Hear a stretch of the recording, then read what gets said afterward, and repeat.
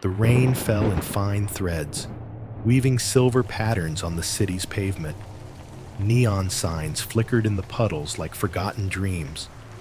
And amidst that shimmering darkness, a lone woman stood at a nearly empty bus stop. Her name was Meilin, a ceramic artist known for her fragile, dreamlike porcelain work. But tonight, she felt more like one of her own shattered vases. The last bus of the night was late. She clutched a package to her chest, wrapped tightly in a red silk cloth. It was her final piece, a gift for someone she hadn't seen in years. The bus pulled in, sighing like an old man. Its headlights cut through the mist, and its doors creaked open. There were only a few passengers, silent, sleepy, some staring into nothing. Meilin stepped in, and the door closed behind her like a sigh of fate. She moved to the back, resting beside the fogged window. Outside, the city blurred by, like a memory. Flashes of lanterns, alleys, and laughter that once belonged to her childhood. But then, something unusual happened. At the next stop, a young man boarded. He was drenched in rain, but smiling gently, as though he had just heard a joke, only he understood. He walked straight to Meilin and sat beside her, though there were plenty of empty seats. Meilin frowned. "Do I know you?" He looked at her, eyes soft. "Not yet." She blinked. "What do you mean?" He nodded at the silk bundle in her arms. "That vase, is it for someone special? How do you know what it is?" He smiled.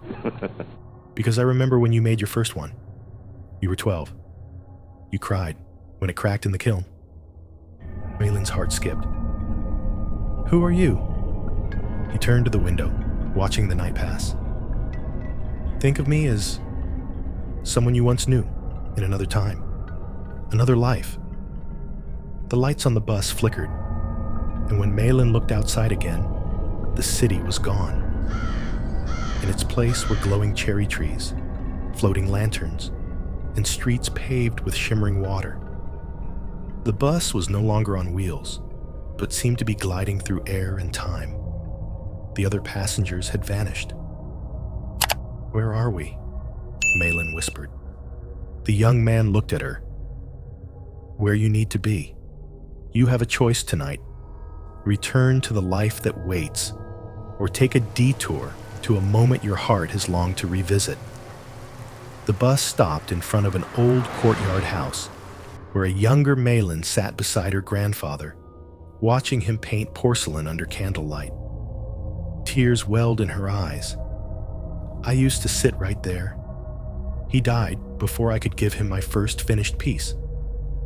The young man touched her hand. "Then give it to him now."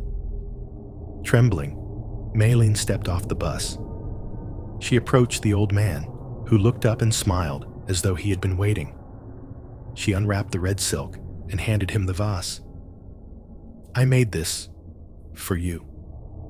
He examined it, eyes glistening, and whispered, "It's perfect." As he faded into the mist, the world blurred again, and Meilin found herself back on the bus. Dawn crept into the sky. The bus pulled into her stop. The young man was gone. Meilin stepped off, the red silk still in her hands, but now empty. Yet her heart was light, the burden finally lifted.